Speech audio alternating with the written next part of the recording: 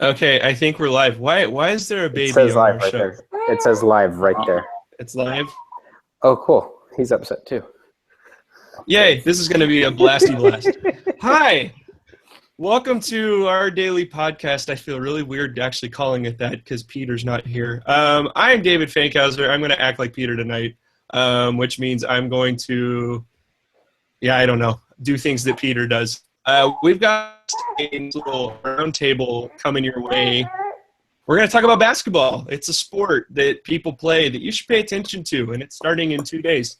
So joining me tonight, live from Topeka, Kansas, our Kansas correspondent, Kendall Cott. How's it going, Kendall? Pretty good. How are you? I'm good.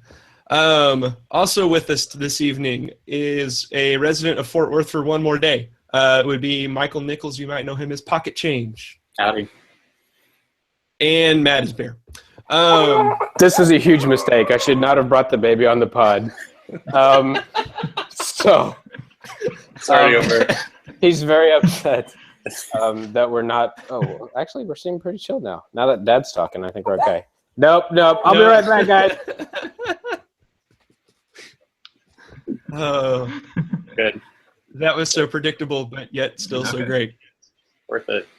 We're talking basketball, and a new season is upon us in 2 days. A sport that doesn't have a whole lot of controversy behind it. It's kind of a nice change, but a bit of an interesting transition for this Baylor basketball team.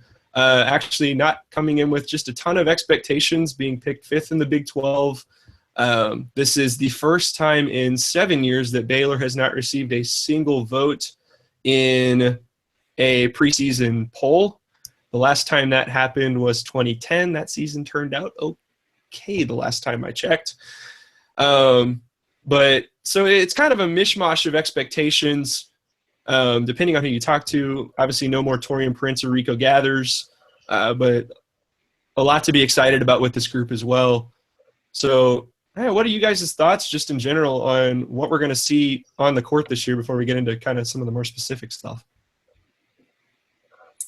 I mean, I think there's going to be, roughly equivalent to last year. I mean, the talent's definitely different. In Torian Prince, you had that strong, kind of versatile wing.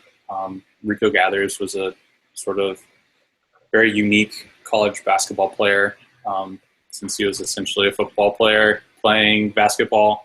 Wait, are you sure? No one's thought of that before. The jig is up. You should tell him. You should tell him that he should play football. I feel like Rico just conceded, though. I mean, he was going so strong for 4 years, didn't play football, didn't touch it, and all of a sudden he's getting, paid to play it professionally. He just sold out. But he's actually getting paid professionally to not play, which is that's a great gig if you can get it. Yeah, but it's a good team. It's a talented team in terms of the floor. It's a high floor.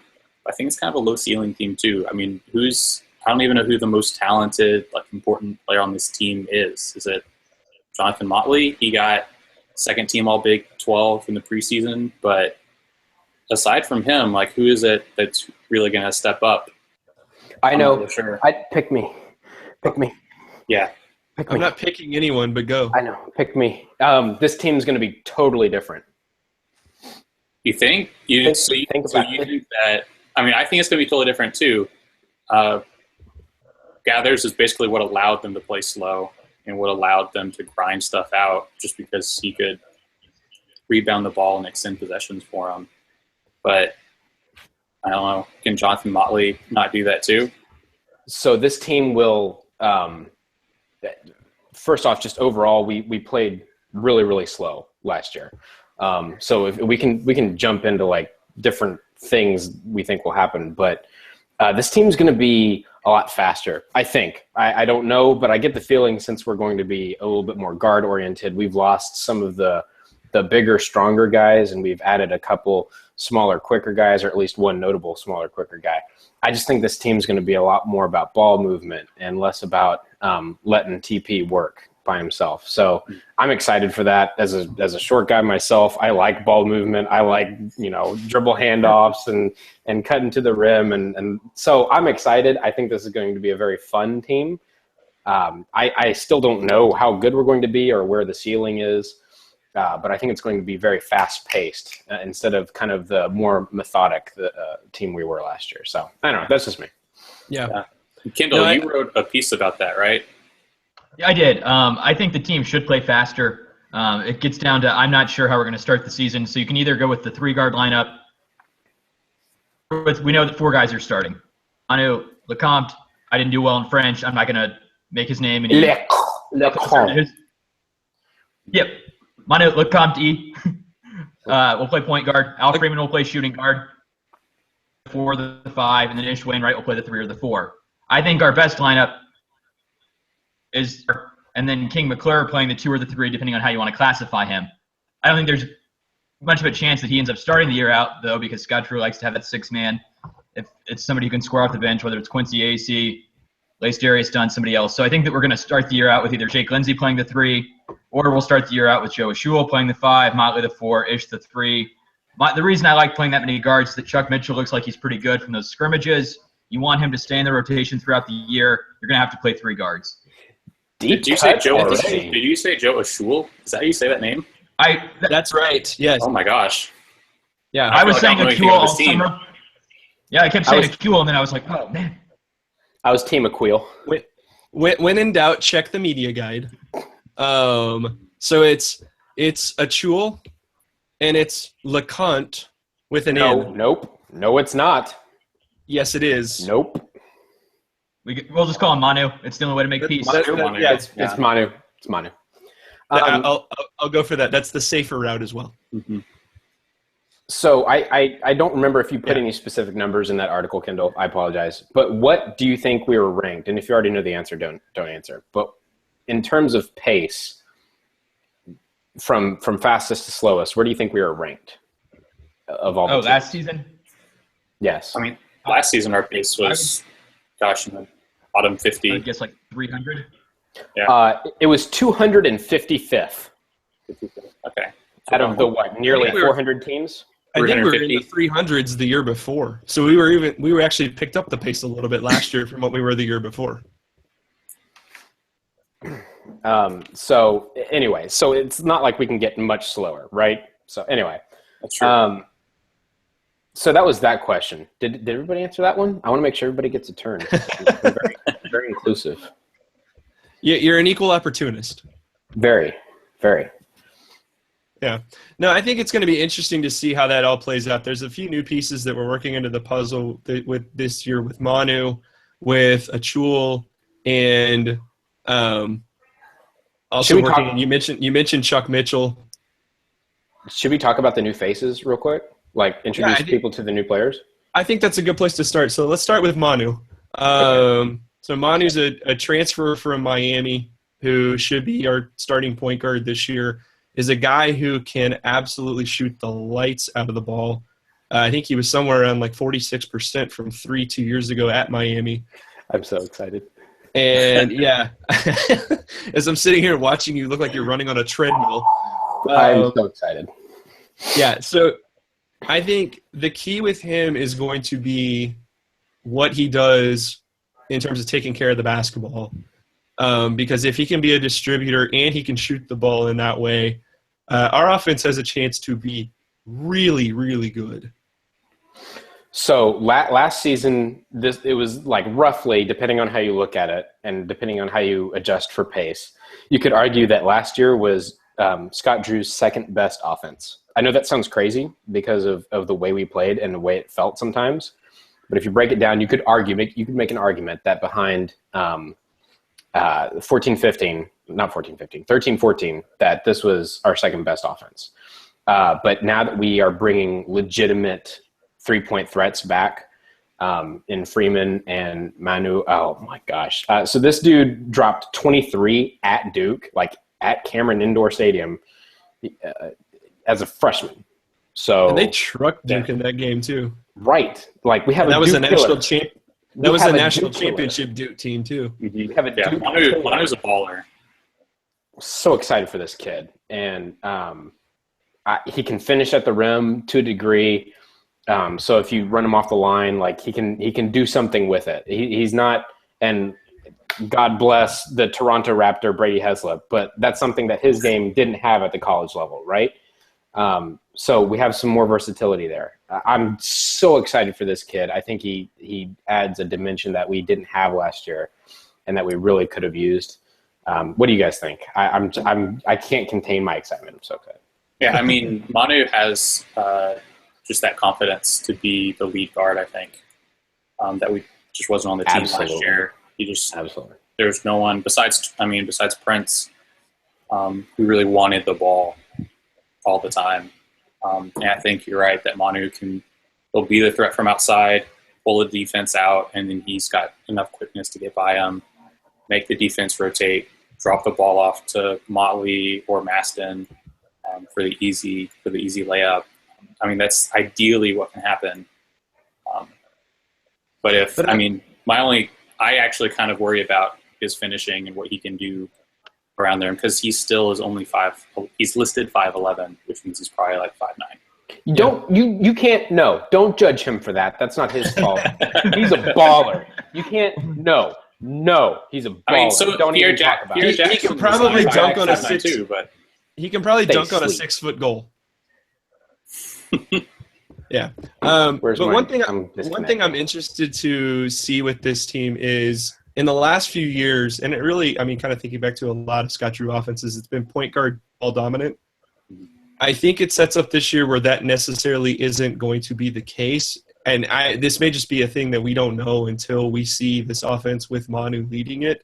But, I mean, certainly you've seen the Kenny Cherry, Lester Medford-led offenses where at times it feels like it's just kind of dribbling out at the perimeter until there's 10 on the shot clock, and then we go into our offense. And sometimes it works, and sometimes it ends in complete disaster.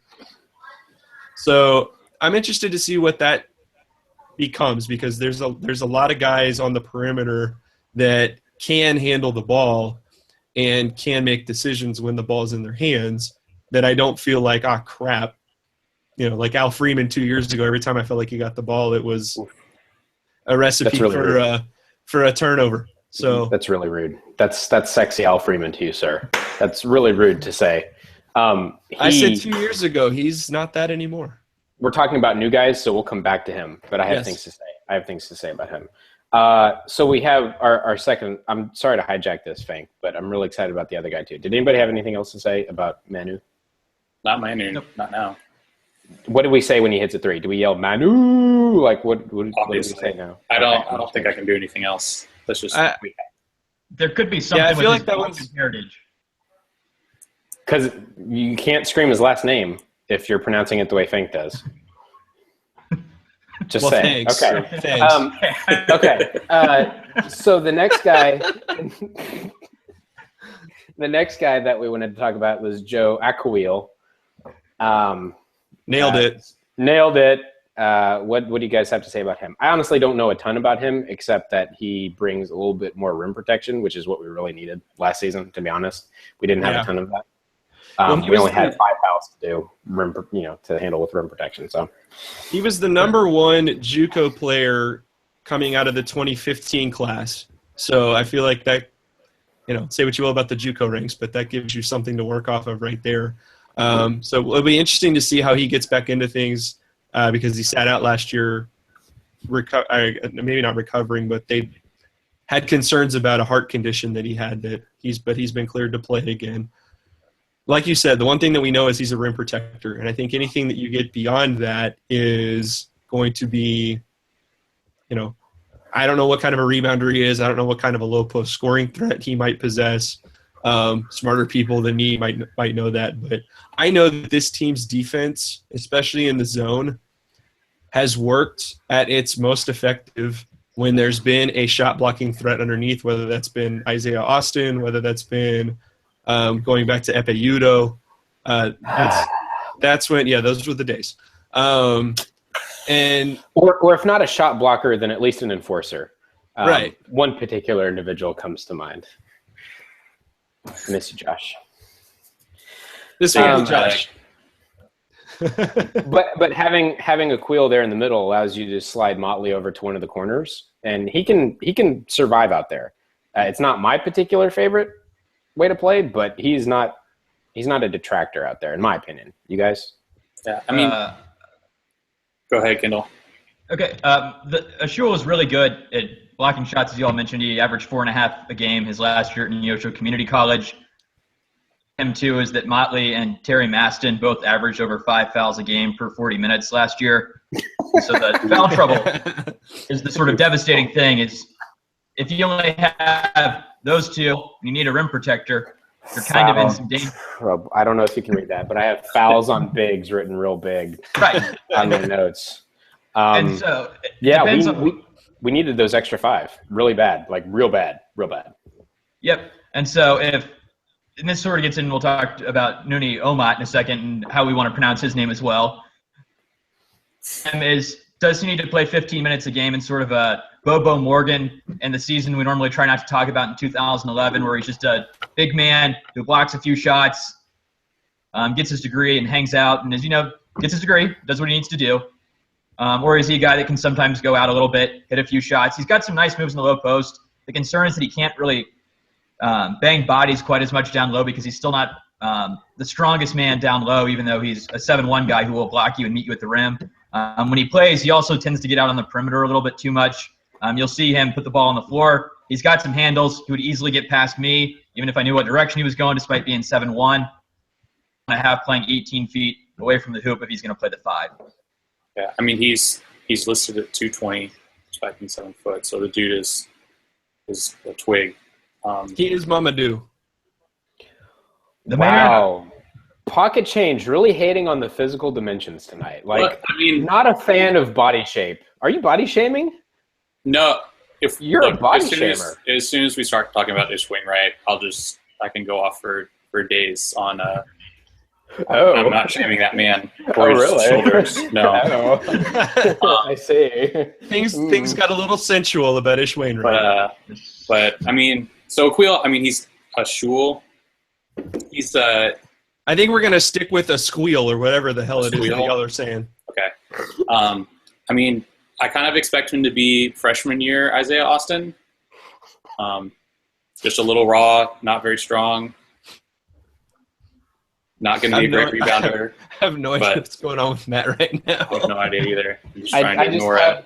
If you guys don't know who Joanne the Scammer is, I have Joanne the Scammer just in my head. Just never mind. Please continue. Yeah. So I mean, I think he'll be helpful and useful. But I don't.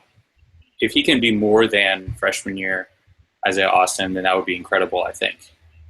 And we were talking about Schwiel, not Omat here. Yes. Yeah. Yes. Okay.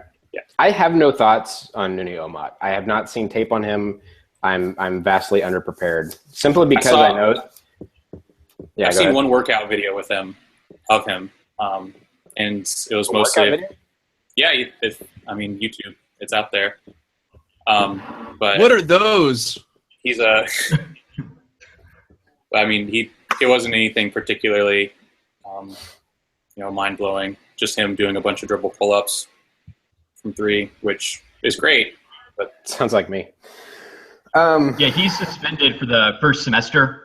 I do not think he really cracks the rotation much when he comes back. It kind of reminds me of Gary Franklin in 2012 when he finally got eligible after he transferred from Cal. It was like, he's a guy, he can play. If it turns out that, they're getting a fight because they think it's like the other guy and they're not actually fighting 2 nice guys like they think they are, maybe he cracks the rotation then, but I don't see it. Or he may be depth for said foul trouble that we were just talking about. Yeah. Because, I think this is going to be a pretty, as we kind of transition over into some of the returning players, I think this has a chance to be a pretty deep rotation. I know Scott Drew likes to play about 9 or 10 guys early on in the year, and then he likes to dwindle that down towards 7 or 8 as we get into conference play. Yeah. I'm not sure where the clean cut with the rotation is going to be, what that's going to look like. I think depending on the game, we might play 7 or 8 one night and we might play 9 or 10 another night. So Omat may be a guy that fills in that 9 or 10. So you may not see him frequently once he comes back, especially since he's going to be working his way in to the or trying to work his way into the rotation as we're getting into Big 12 play. And there's not a whole lot of time to be effing around in Big 12 play. I need to put that on a plaque. Not a lot of time to be effing around in Big 12 play. So I don't know with the new kid and stuff. Like I haven't done my homework as much as I should have. This Vital kid, Vital. Is he going to play? Is he? Yeah, I didn't think he was playing right off the bat. There's something. I don't expect that you'll see just a ton of him, and he seems like the kind of guy that in the past we might have redshirted.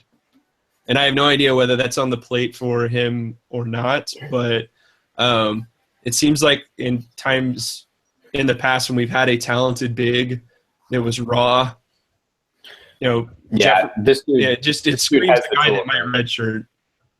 Yeah, he's raw, but the dude has what you need to be a good basketball player. Oh, no question. Like everything. So not a lot has to be. Do you guys have any other new players that we forgot? There's Tyson. We didn't. The other guard, but I know nothing about him. He's 6'4". I like tall, rangy point guards. That sounds nice, but another guy. Probably, if anyone's going to redshirt, it's him for sure. Yeah. Another Cal transfer. That's right. Was he a transfer or was he Tyson Dulles, I think he's or was he a decommit? Yeah, he's a freshman. Same difference. It's all the same. Yeah. We could talk about Chuck Mitchell a little bit too. Oh, possibly my favorite player of the newbies. Just at least the freshman. Yeah, y'all go first. Y'all go first. I could go on forever. Please continue. Forever? I don't have much to talk about for Chuck. I mean, Bill Gunn. I remember seeing a little bit of him his freshman year, and he's one of those guys who his jump shot doesn't have much of a jump. At least it didn't 2 years ago, which sort of drives me crazy. It's that same kind of Lacedarius Dunn, sort of get up an inch off the floor and glide into the shot movement, which, I mean, I don't love it, but if it goes in. Like the dude can jump, though. It's not like he doesn't have bounce. It's just his jump shot. Hold on, I'm watching tape on him now. But like, I'm so excited for this kid. Everything I've heard out of like practices and scrimmages is that this kid is aggressive, like recklessly aggressive, which you don't want like out on the court a whole lot. But if you can rein him in just a tad, and the last couple of years we've had guards that you need to rein in a little bit. So there might be a little frustration with him. So a freshman year Torian Prince. Sure, or like last year Lester, or like 2 years ago Al, or 2 years ago Lester, or really the last 2 years, basically. So Lester. Lester. But I think he has a little bit more control over that. He's more of a to the rim kind of point guard, and I love point guards like that. Anyway, I'm just really excited. I like aggressive players, so really excited. He's one of these. I mean, Mitchell is one of those kids that he was at a tiny little like sub 1A school out in East Texas, I think. Yes. Played against no one, but dropped like 30 points a game. So like he's got that aggressive mentality that you're talking about. I'm watching this tape, and it looks like he's playing on a court of 9 me's. So it's like him and 9 me, nine of me. It's to be fair, he should be putting up 30 out here. Mm-hmm. Like anybody who knows how to play the game should be. Oh, he does have a set shot. Oh, that's fun. I like that. That needs to come back. The old man jump shot. Mm-hmm. I'm really a huge fan of this kid already. I like that. All right, so we're going to transition over to some of the current guys, and we'll use this as a gateway drug to start taking some reader questions. So got one from Zach Garrison at Don't Lack Zach on Twitter. And his question is Motley going to live up to the hype and be consistent this year? And is that the make or break question for this season? So I'm going to lay that out to you guys. What do you think about Motley as the one guy who I think could be the go-to guy offensively? Because that's the one thing I think this team might lack is the one guy that we can lean on, which we had in Torian Prince last year. can Motley be that guy, and what kind of a difference maker do you think he's going to be for this team? So, Kendall, I'll start with you. Okay, yeah, I would agree with that. He's our best player. We talked earlier, Matt had mentioned, will the team play faster? And I didn't mention this. One reason the team, I think, will play faster is that Motley is very good in transition. And against Texas in the Big 12 tournament, he ran up the court. Cameron Ridley, obviously a man like me who likes to eat, wasn't able to keep up with Motley, and that's just kind of the deal. Motley is far and away the best offensive player in the Big 12. He was the only big man that made the All-Big 12 team. I think he'll be very good. The issue we might have is the sign if Motley is getting too many touches. Going into the season, a lot of people are like, Motley needs to get more touches. Intuitively, yes. But if we get to the point in the season where we're saying Motley's not getting the ball enough, I think it'll be like the 2011 team, bring that team up to sort of the everything that went wrong with Baylor basketball in one season, hit it. It's also a good sign for the program that just 2011 is when things go bad. But if Motley gets the Perry Jones on the other hand, give him the ball every single time down the floor. Don't let anybody else touch it. Clear out. I need Overload on one side and Motley on the other. Sorry, go ahead. Yeah, So I was just thinking. If Matt has his way, like 5 guys are taking a shot each possession. Yeah. Because I think LeCompte's shooting, Chuck is shooting, Chuck is driving. Motley's saying clear the hell out. Absolutely. You have just cracked my philosophy to basketball, by the way. If all 5 players could shoot at once, that's what I would want. 10-point Sorry, I totally it's exactly right. Kendall, please finish. I'm sorry. No, that was bad. The only other thing I was thinking was if we get in that mindset like we had with Perry in 2011 when the team had just tanked, we were like, well, if we just make sure Perry touches the ball on every possession. And I remember we started that for like 4 games in January. And I had a little bit of a rough night at the Farrell Center in 2011 when we were playing KU. They were like number 1. I'm not going to talk about what's going on rough with me, but that was when we were doing the make sure Perry touches it every possession. And I don't want us to get in that mindset with Motley. I think this team's just way too good. But that would be the sign to me, sort of the reverse what we're going to the season. If we get it into January and it's like Motley's not touching the ball enough, it probably means the reason Motley's not touching the ball enough is that our team's just not good enough. I think we'll probably want a little bit more Motley than we'll get, but that'll be a sign that he's so excellent. We're getting him the right usage rate. I think he will go pro at the end of the season. I don't know that he'll be a first-round pick. This is the one last point I'll get in on this, is that we have sort of the scrub squad lineup starting. If we start Joe Ashul, everyone who will start for our team could get into scrubs. And that's the first time I could think of that ever happening. Even Mark Vidal. Wait, hold on. Time out. Please explain this. Yeah, So, I'm curious to know where you're going with this. So you could also call it the Crickets crew. Any other alliterative name, if someone wants to give us money, we'll definitely take up on this. But Oh, absolutely. Manu transferred, so he's a junior, but he's really a senior by year. Al Freeman redshirted, really a senior by year if you take it that he's 4 years removed from high school. Ish Wainwright, obviously a senior, fits that mold. Jonathan Motley, redshirted, fits that mold. Joe Ashul, medical redshirt, would be a senior if not for that. So everybody on our team is at least 21 years old when starting. Mark Vidal is our freshman, one of our freshmen. He's 20, third year removed from high school. This is an old team. Like Time out. Would you, as a bouncer, prevent any of these gentlemen from entering any establishment? If I'm the bouncer, I don't want to go to that bar. It's dangerous. Nobody's getting stopped. First off, the bar is closed. It's been shut down. Okay, I'm sorry. But Michael should say something smart before I open up my flamethrower on this, because I have super hot flaming takes on Motley. On Motley. Yes. I think Motley's probably important. I don't know. I'm less convinced that Motley's actually going to be a real key to how this season goes. I mean, I think he'll get 3 or 4 post touches. Like, I think the first possession of every game is going to be just clear out. They bounce pass it into the post for him, and that's it. But I mean, I think he'll probably get like 14 and 7 a game and be solid and all that. But I just don't think he's actually going to be sort of the key to the team, because when the clock's winding down, I don't think you're throwing it to your 6'9", 6'9". If you could just play Iowa State every game. That would be Because that dude wrecks against Iowa State. He scored like 60 points against Iowa State last year. because they're basically just a bunch of like 6'8" wings. Is their entire team. Yeah. David, do you have something to say Do I have something to say? about Motley? Oh, Matt's about to just yeah. light it up. Get your hot takes in.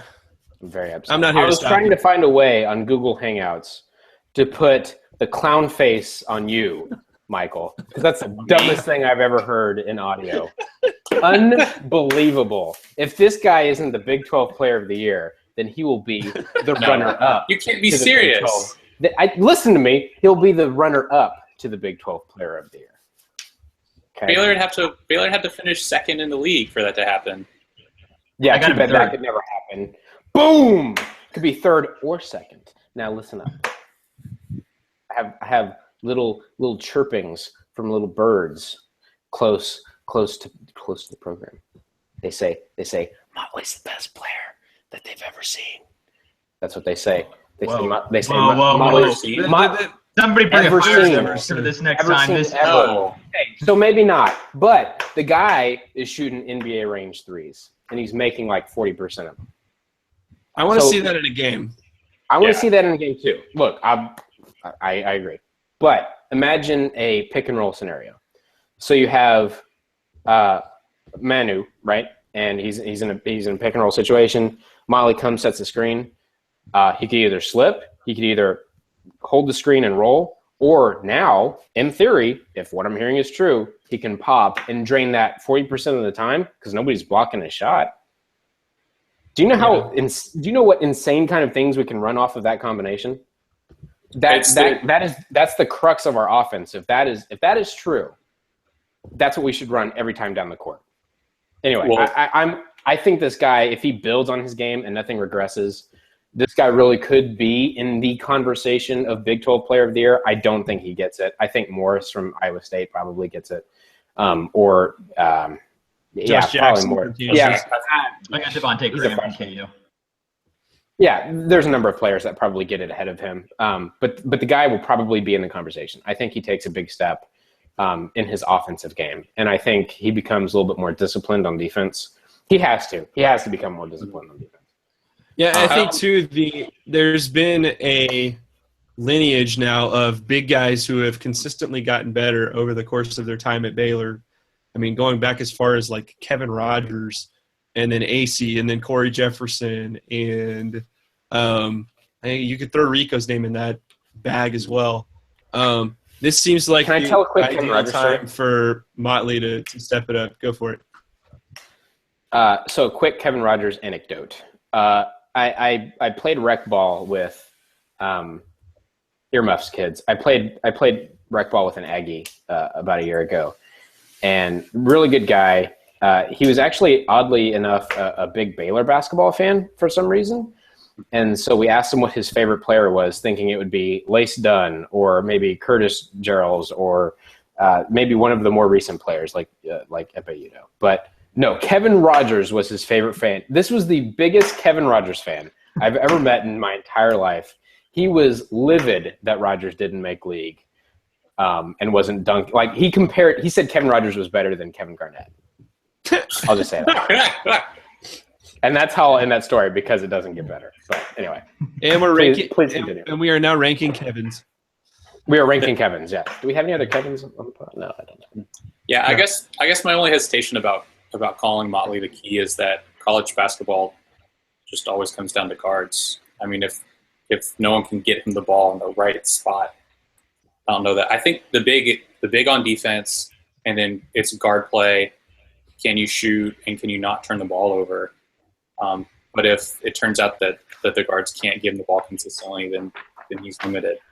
I have a number here. You mentioned turnovers. Can I tell you guys my number? Where do you think we were ranked when you consider turnovers, but pace adjusted turnovers? So it's turnovers per 100 possessions. Where do you think we were ranked? And remember, David, less turnovers are better. Are you sure? I'm sure. Okay. Probably- I have no idea.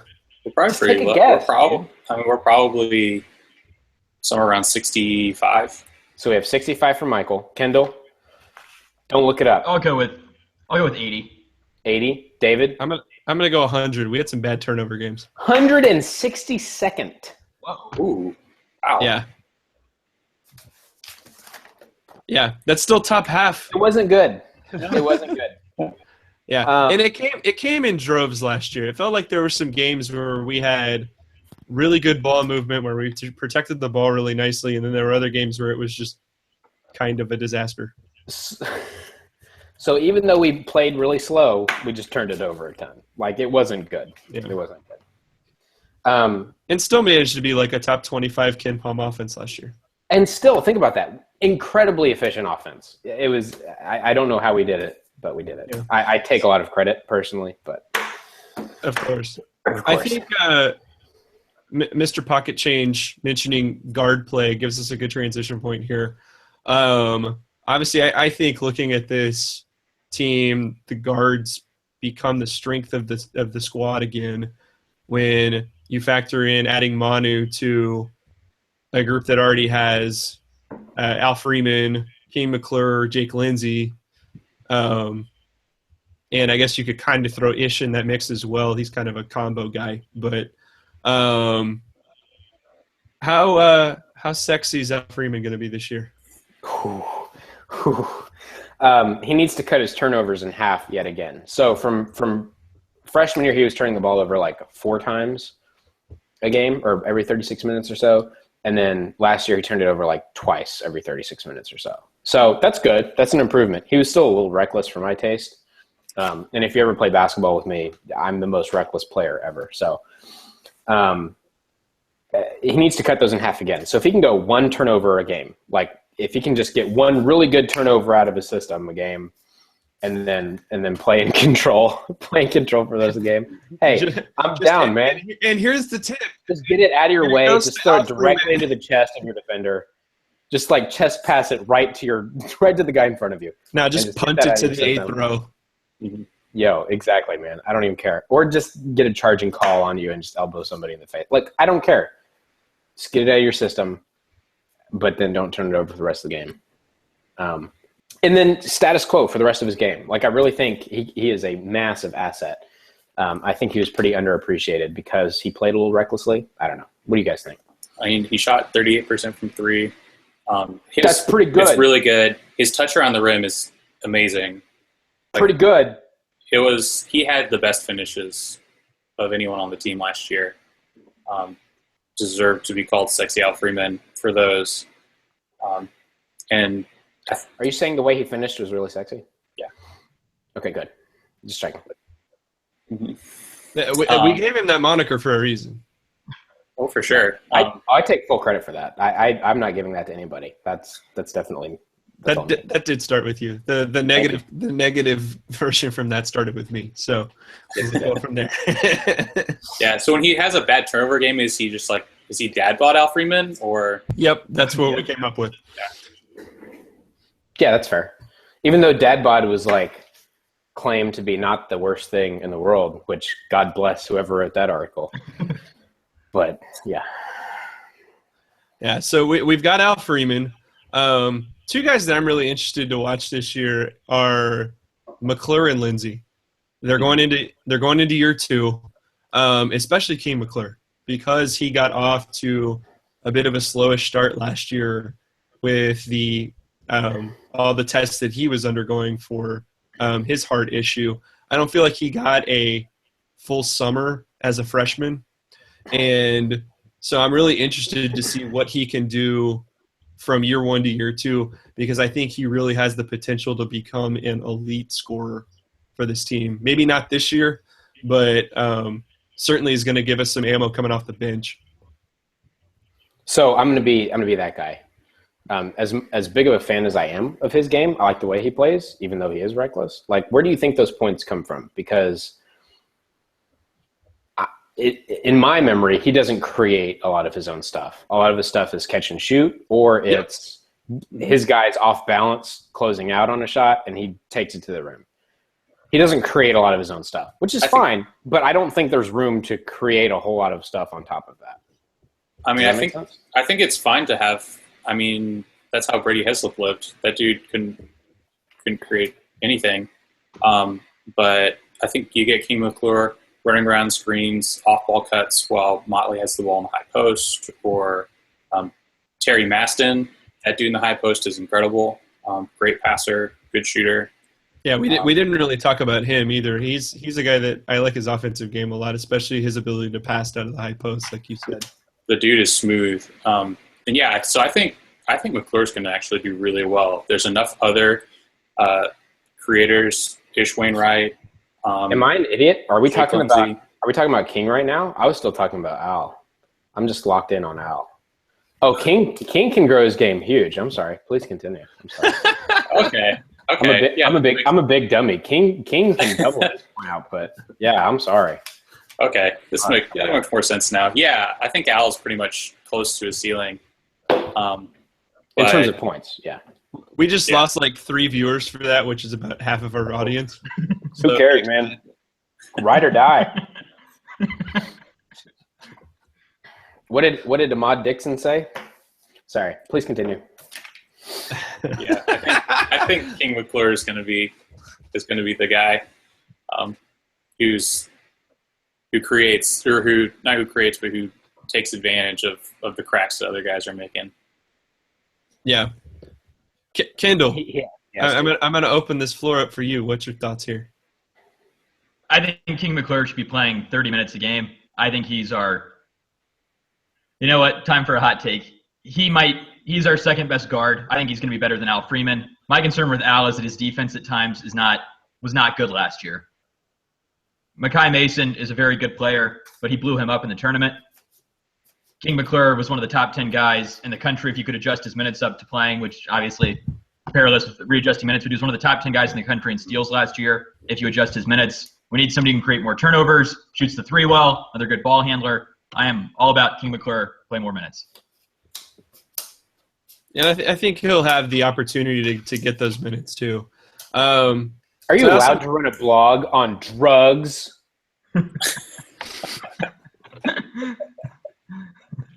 Look, he was good, but he was very freshman-y. Like, he did a lot of freshman stuff. Yeah, but I expected freshman stuff. Right. So if he can get rid of the freshman stuff, I'm on board with Kendall said. He's got a bad heart. He's got a bad heart.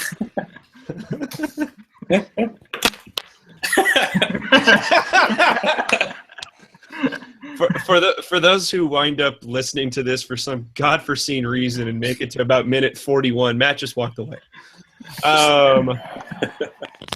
So let's shift gears and talk a little bit too about Jake Lindsey. I think he's about the last guy that is going to see big minutes this year that we haven't touched on as much.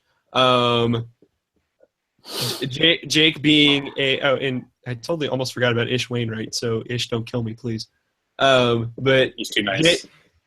Jake being a guy who I think can take a big step up, and I think he's somebody who's going to be a difference maker for us more on the defensive end. I think you saw glimpses of that last year.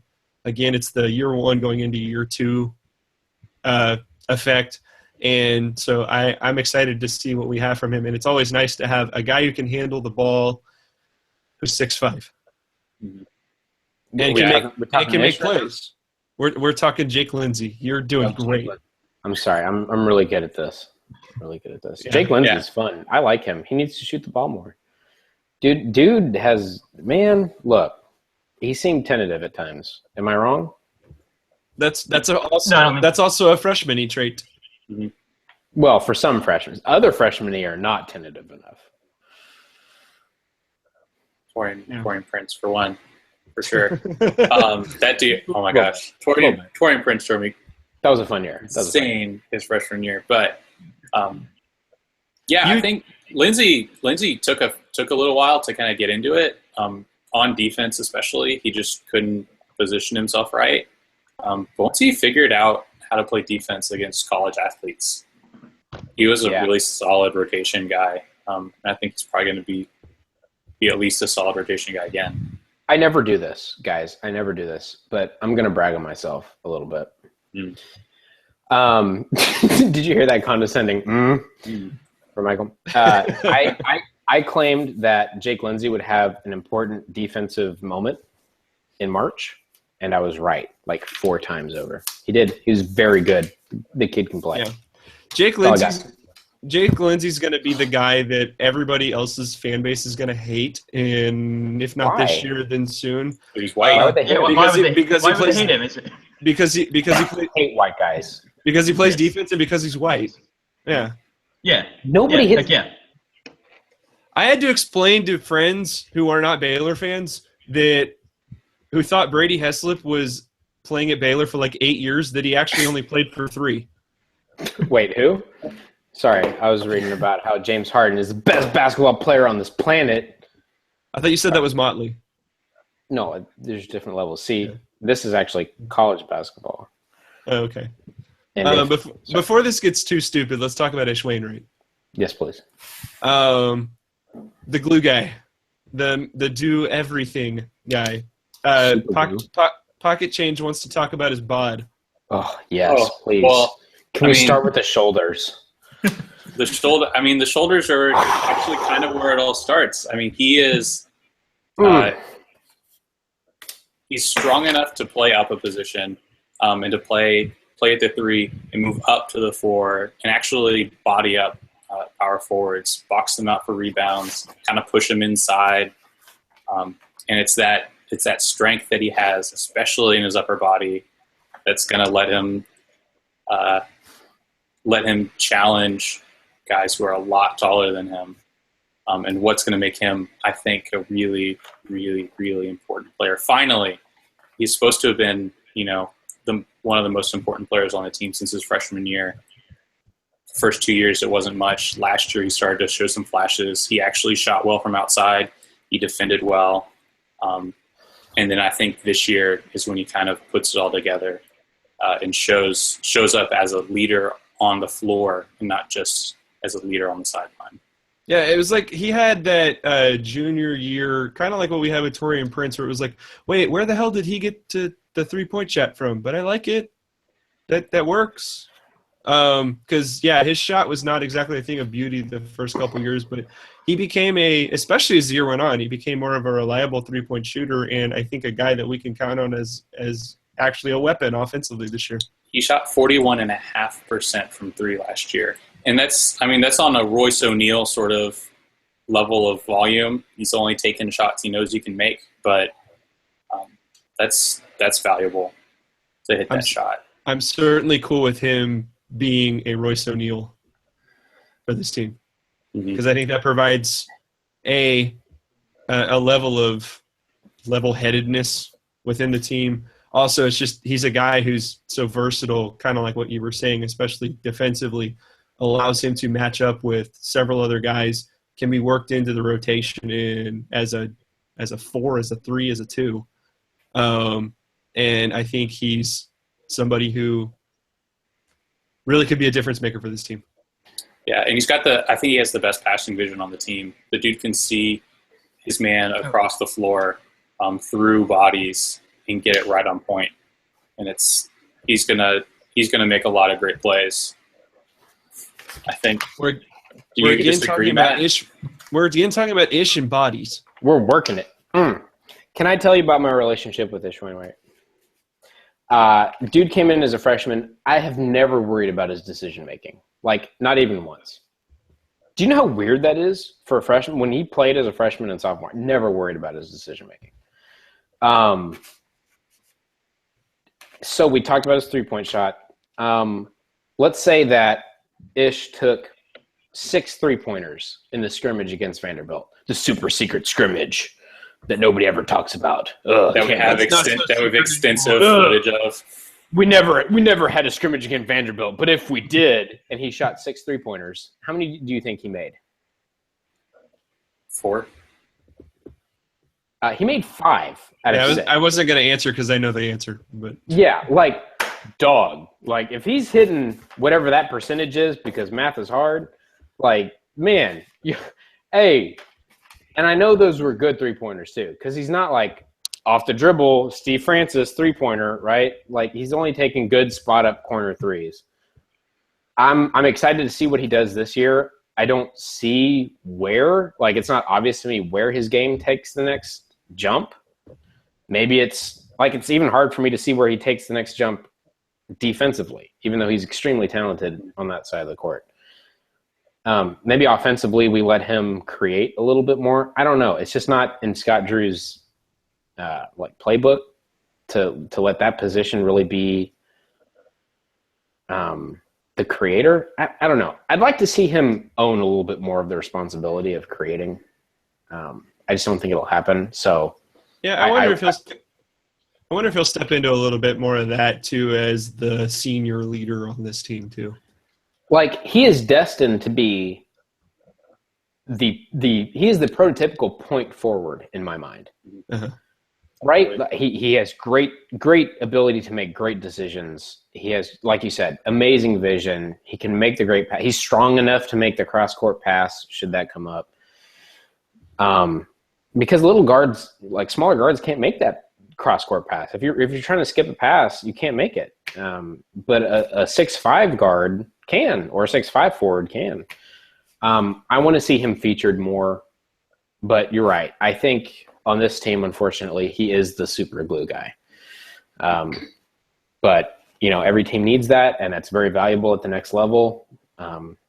That's up in the air as to what he does there. But I love the guy. He's great. He's going to do nothing but positive things for this team. I just wish he was spotlighted a little bit more. That's all. Okay. Let's dive into one other reader question before we start to get into some predictions here. From Lance Smith at Lance_Smith25. What's the biggest worry you have about this team? I'll start with Michael. Biggest worry is that there just isn't a dude.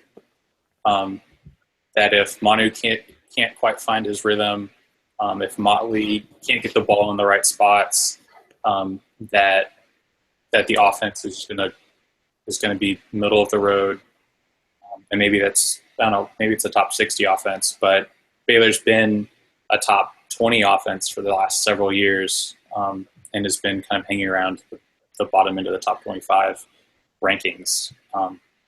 So my worry is that there's just not one guy who can take and put the team on his back and win games. Yeah. Kendall? My big worry is that the team can't quite figure out what it is. It kind of relates to what Michael's saying. I think Motley is fairly clearly our best player, though. But what is our identity? Are we playing man? Are we playing zone? Are we going small all the time? Is Chuck Mitchell still in the lineup? Are we going to try and get Mark Vidal minutes early in the season? If Mark Vidal plays pretty well against Oregon, but it turns out that he's way worse than Chuck Mitchell, then what are we doing? Are we playing more of a rotation than we probably should be in the Bahamas? The other concern, too, is this team seems like they're, not to get into our predictions too much, a top 25 team. You can get unlucky like we did in 13. Suddenly you're in the NIT. You can get kind of lucky like we did 2 years ago. You're a 3 that's seed. gross. Stop. Don't talk. No, don't. Mute him. Jesus. God. What the hell is wrong with you? All right. Am I what you next? got? Yeah, you're next. Go for it. Man, that threw me. I was so excited. I had like 3 things to share, and that Doug, you said I said NIT. Ugh. So can this team defend the 3-point line? We ranked 289th in opposing 3-point percentage last year. That's really good that you bring that up, because I think it was like in conference, it was something like 40% that opponents were making. We have 3 teams in this conference that are in the 41%. Oh, even worse than I thought. Awesome. It's not good. And we have 3 teams in the top 20 of 3-point percentage that we play every year, and that's OU, Kansas, and Iowa State. These teams will shoot threes really, really well. If we don't defend, they're going to kill us. So that's number 1. Man, I totally forgot my other ones. But I honestly think we need to take more 3-pointers because everything was, even dating back to the Kenny Cherry era, which is really hard to say 10 times in a row. We just didn't take a whole bunch of threes. We were 325th in 3-point attempt rate last season. We have the shooters to do that this season. I think we need to increase that quite a bit. I think not having Prince around will increase that. Probably so. Just kind of on its own. Probably so. His game was more attacking, and which was fine. I'm not saying it was wrong for us to be 325 last season. It's just I think it needs to change this season. Yeah, what was the original question? What's your biggest worry about this team? My biggest worry. Yeah, probably defending the 3-point line. It was just really frustrating to see us. It's not even that we were giving up a bunch of open ones. It's that we were giving a bunch of half open ones. So we would be half a step late on a rotation off the zone. Or if we were playing man, we were completely lost off of a back screen or a slip screen or a fade screen. Like we didn't know what to do. And I have a feeling that man defense will be featured a little bit more this season than what we're used to, which is both good and bad. But I really want to make sure that we defend that 3-point line. Yeah, So that's my biggest worry. I think we've got the length and athleticism to do it this year. Although, that's fine. But if we're not used to doing that in a certain way, then it could be really bad. Sorry, I didn't mean to jump in, but no, you're totally right. I mean, they had the length and athleticism last year too, and it didn't happen. So. Yeah, and I think my one counterpoint to that with the 3-point shooting is I feel like as an extension of not having that presence down low that would detract guys from getting into the paint, it allowed for a lot of dribble penetration kick out type of threes where somebody's getting sucked in, and now all of a sudden you're playing behind and good ball movement's going to get an open shot no matter how you're scrambling around. I'm curious to see how Achul makes a difference in that aspect of our defense, because I think that may detract some of the penetration that had been causing us so many problems. And like Michael said, we've got a lot of length on our defense this year, and they should be able to be active. They should be able to disrupt passing lanes. And, I'm curious to see. And it's something that, because we have some guys that have never actually suited up for Baylor before that we're counting on a lot, kind of relates to my biggest worry. And I think it's mainly just kind of consistency. What's the effort level going to be like every night? Maybe not the effort level, but taking care of the ball. Defense is – are we going to have trouble covering the 3-point line some nights? Because it wasn't. Our effort is great. Our effort is the best. We weren't talking politics tonight, man. Oh, I'm sorry. Yeah. So, yeah, I think that's my biggest worry. But let's jump into just real quickly before we get to predictions, too, looking at this schedule. Because if you have not looked at the Baylor basketball schedule, if you think Baylor football plays nobody in non-conference, which you're right, basketball doesn't have that problem. So we open this Friday against Oral Roberts in the Farrell Center. Second game of the season is Tuesday, as in next Tuesday, also at home against Oregon, who is preseason number 5 in the country, who was in the Elite Eight last year. If you are a student and you happen to be listening to this, please go to that game, because those of us that work at 2:30 on a Thursday can't make it. But Baylor's also got VCU, and they're in a tournament with Michigan State, Louisville, amongst others. I think LSU in the Bahamas. Xavier's also coming to the Farrell Center. And you add all of that with a Big 12 schedule, and this should be a top 10 Dunk schedule. City. And Dunk City. You forgot Dunk City. I love Dunk City. I've seen Dunk City. Wait, in person? I went to the Sweet 16 game when they played here. Oh, nice. I saw them get drilled, but that's besides the point. Doesn't matter. Facts don't matter.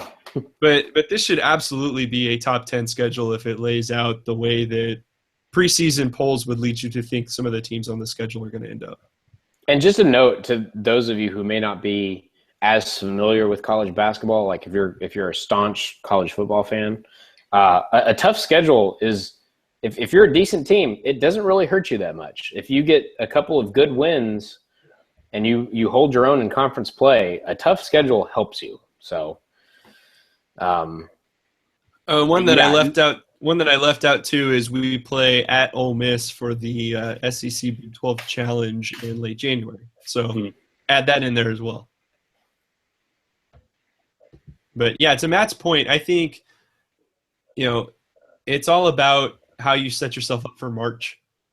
And certainly a tough schedule like what Baylor's going to play this year sets you up to where you have some room for to make some mistakes. You have some room for some losses here and there. And sorry, Frank. I think, yeah. Who do you think? What name do you think pops up when you Google Ole Miss basketball player? So that Marshall kid. I'm gonna go with it. I'm gonna go. It rhymes with Marshall Menderson. This kid. Oh man, if I was a college basketball player, this is who I'd be, man. Marshall Henderson. Man, this kid was hilarious. My wife went to high school with Marshall Henderson. Sorry, I'm going to be watching Marshall Henderson videos all night. Please continue. I'm gone. Bye. All right. So, with all that being said, we're at an hour. So, I think we need to give these good people what they want, and that is season predictions. What place does Baylor finish in the Big 12? And where you got us in the tourney, if you've got us in the tourney, because I'll leave that out there too.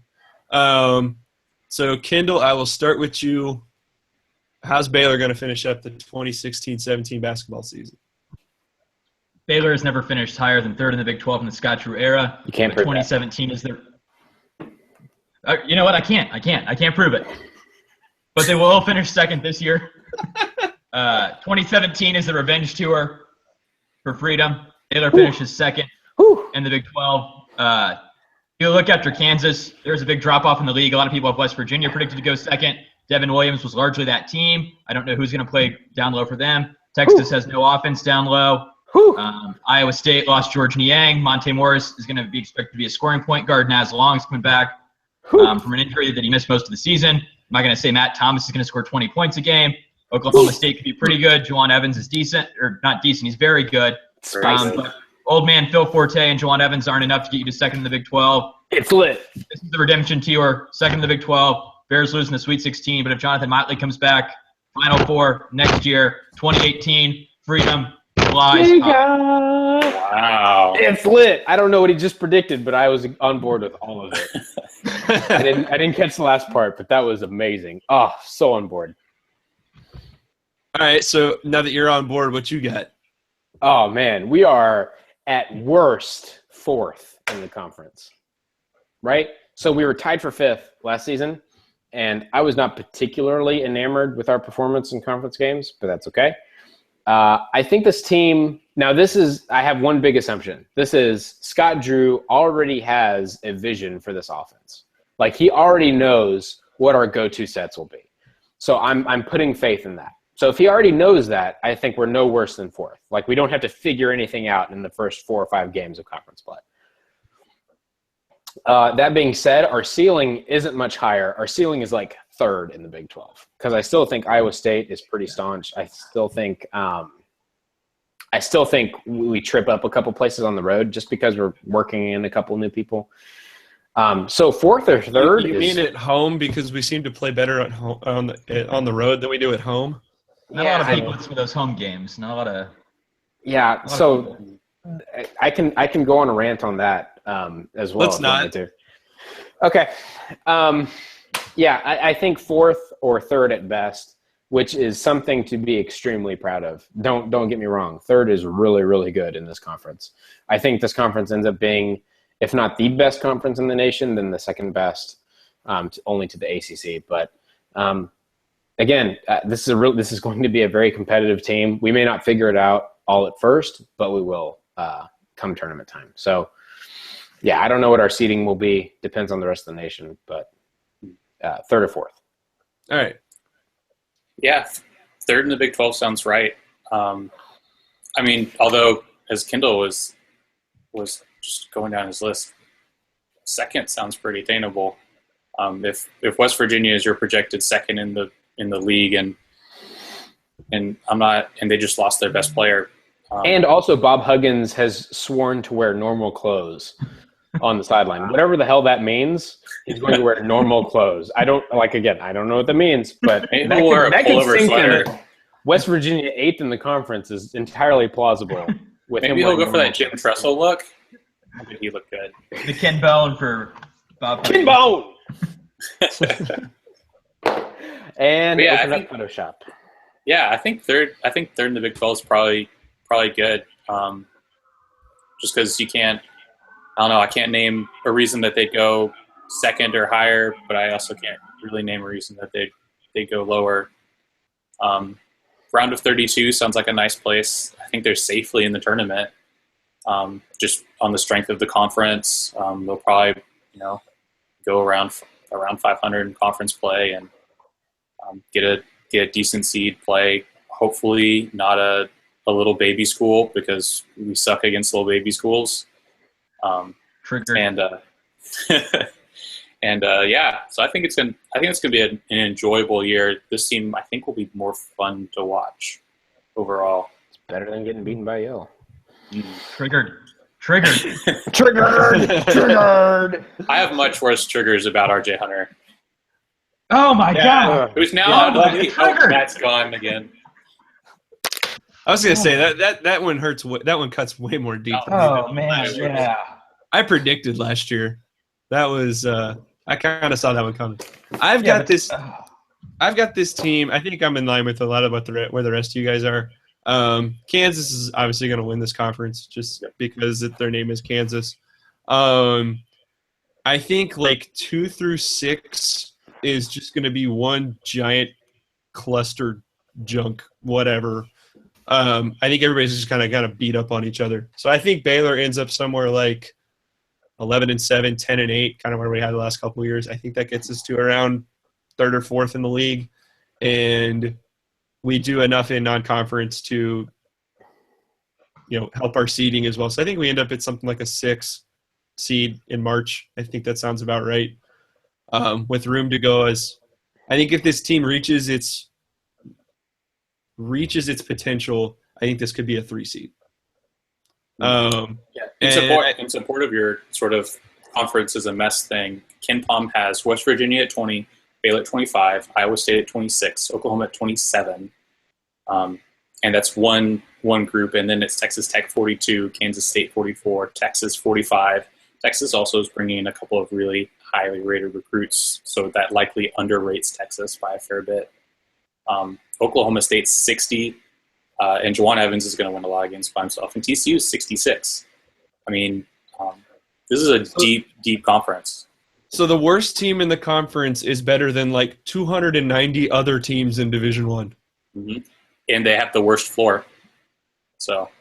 Well, yeah, I mean, that's without saying. That alone dropped them like 5 other spots in kick-on. Floor design is terrible. Fix that, TCU. So, yeah, but I think there's a really good shot that this team can get to the second weekend in March.